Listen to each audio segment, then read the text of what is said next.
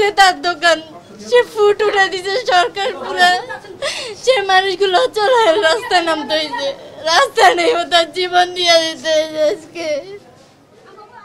এই আহাজারির কোনো উত্তর নেই কারো কাছে। কার কি দাবি, কে মানবে তা না যিনি পেটের দায়ে রাজপথে এসেছিলেন মোহাম্মদ শাহজাহান। কামরাঙ্গীরচরের ২৬ বছরের এই যুবক নিউ মার্কেট এলাকায় ফুটপাতে একসময় ব্যবসা করলেও এখন সেই সুযোগ হারিয়ে নিউ মার্কেট এলাকায় কাজের সন্ধানে এসেছিলেন তিনি।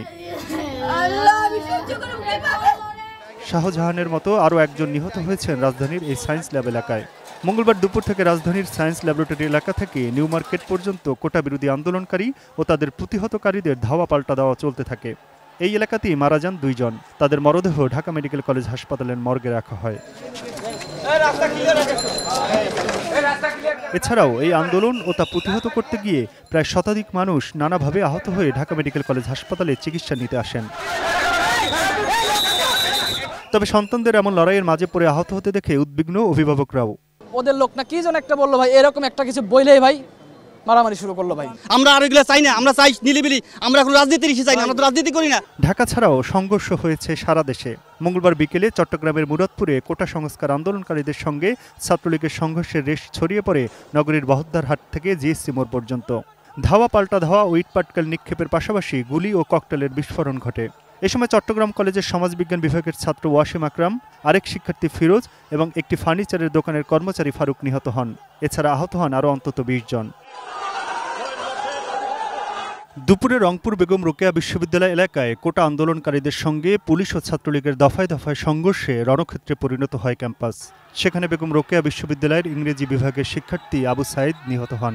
আহত হন আরও কিছু শিক্ষার্থী, পুলিশ ও সাংবাদিক। রাজশাহী বরেন্দ্র বিশ্ববিদ্যালয়ের শিক্ষার্থীরা প্রায় ৩ ঘণ্টা রাজশাহী ঢাকা বাইপাস সড়ক অবরোধ করে অবস্থান কর্মসূচি পালন করেন। দুপুরে বগুড়া সরকারি আজিজুল হক কলেজের শিক্ষার্থীরা শহরের সাতমাথায় আসতে শুরু করলে ছাত্রলীগ তাদের বাধা দেয়। সেখানে ইটপাটকেল নিক্ষেপ ও ককটেলের বিস্ফোরণ ঘটে। এ সময় কয়েকটি প্রতিষ্ঠানে হামলা ভাঙচুর ও বেশ কয়েকটি মোটরসাইকেলে আগুন ধরিয়ে দেয় বিক্ষুব্ধরা। আহত হন অন্তত ৫০ জন। কোটা বিরোধী আন্দোলনকারী শিক্ষার্থীরা সকাল থেকে ঢাকা বরিশাল ও পটুয়াখালী কুয়াকাটা সড়ক অবরোধ করে বিক্ষোভ করেন। দুপক্ষের মধ্যে ধাওয়া পাল্টা ধাওয়ায় আহত হন অন্তত ১০ জন। ঠাকুরগাঁয়ে আন্দোলনকারীদের সাথে ছাত্রলীগের ধাওয়া পাল্টা ধাওয়ায় শিক্ষার্থী, পুলিশ ও সংবাদকর্মী সহ আহত হয়েছেন বেশ কয়েকজন। পরিস্থিতি নিয়ন্ত্রণে টিয়ার শেল নিক্ষেপ করে পুলিশ। মঙ্গলবার কোটা বিরোধী আন্দোলনে বিশ্ববিদ্যালয়ের শিক্ষার্থীদের সঙ্গে একাত্ম হন স্কুল কলেজের ছাত্ররাও।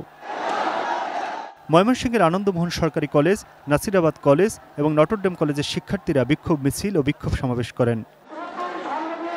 রেললাইন অবরোধ করে ট্রেন চলাচল বন্ধ করে দেন কৃষি বিশ্ববিদ্যালয়ের শিক্ষার্থীরা। বিভিন্ন জেলায় করা হয় সড়ক অবরোধ। রেলপথ অবরোধ করা হয় গাজীপুরে।